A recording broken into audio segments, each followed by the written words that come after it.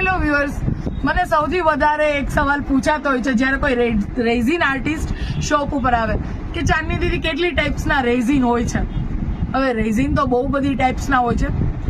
200 થી 250 ટાઈપના માર્કેટની અંદર રેઝિન વેચાય છે.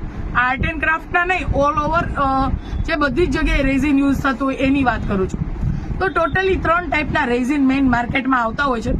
ફર્સ્ટ રેઝિન એવું કે જે કોબાલ્ટ બેઝ રેઝિન છે, જે ફોટો લેમિનેશન ગ્રેડ તરીકે યુઝ થાય છે.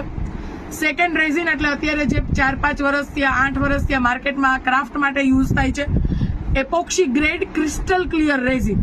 ઘણી કંપનીએ પોતાનું નામ ઇપોક રાખ્યું છે, પણ epoxy grade resin crystal clear resin એ બીજો ટાઈપ છે એની અંદર.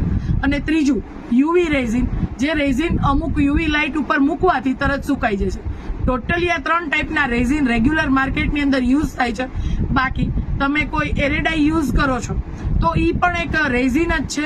ફેવિકોલ એ પણ એક રેઝિન છે, પણ જે ક્રાફ્ટમાં ટ્રાન્સપરન્ટ અને એકદમ ક્રિસ્ટલ ક્લિયર શાઇનિંગ માટે જે વપરાય છે એ રેઝિન એટલે ક્રિસ્ટલ ક્લિયર રેઝિન.